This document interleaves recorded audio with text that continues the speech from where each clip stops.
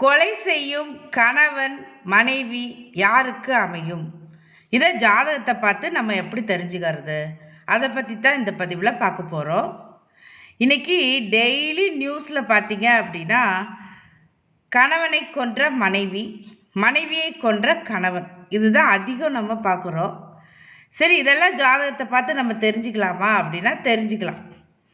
ஜாதகத்தில் ராசி கட்டத்தில் லக்னாதிபதி 2ஆம் அதிபதியுடன் 5ஆம் அதிபதியுடனும் இணைந்து 6ஆம் வீட்டில் லக்னாதிபதி பலம் குறைந்து காணப்பட்டால் அந்த அமைப்புடைய ஜாதகருக்கு அவருடைய கணவனோ மனைவியோ அவங்கள கொலை செஞ்சுருவாங்க அப்படின்னு தெரிஞ்சுக்கலாம். அதாவது லக்னாதிபதி, 2ஆம் வீட்டு அதிபதி, 5ஆம் வீட்டு அதிபதி, இவங்க 3 பேரும் சேர்ந்து 6ஆம் வீட்டில் நிற்கணும். அப்போ லக்னாதிபதி மிக பலம் குறைந்து காணப்பட்டார், எந்த வலுவும் இல்லை அவருக்கு அப்படின்னா நிச்சயமாக அவருடைய கணவனோ மனைவியோ அவங்கள கொலை செய்வாங்க அல்லது கொலை செய்வதற்கு முயற்சி செய்வாங்க அப்படிங்கிறத நம்ம புரிஞ்சுக்கலாம்.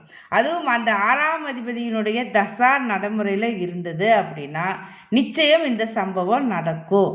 அதுவும் கோச்சார ரீதியாகவும் 7.5 சனி, அட்டம சனி, இந்த மாதிரி ஏதாவது ஒரு பாதிப்புகள் அவருக்கு நடக்கணும். 7.5 சனி, அட்டம சனி மட்டும் கிடையாது, ஏதாவது இந்த கிரகங்கள் சேர்ந்திருக்கும் பொழுது அங்கே ராகுவோ செவ்வாயோ சனியோ தொடர்பு கொண்டிருந்தாங்க அப்படின்னா நிச்சயமாக இந்த சம்பவம் நடக்கும் அப்படின்னு தெரிஞ்சுக்கலாம்.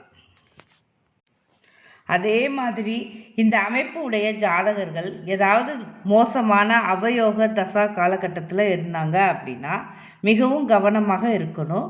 அப்போவும் அவங்களுக்கு இந்த பிரச்சனைகள் நெருக்கடியை உண்டு பண்ணும் அப்படின்னு தெரிஞ்சுக்கலாம்.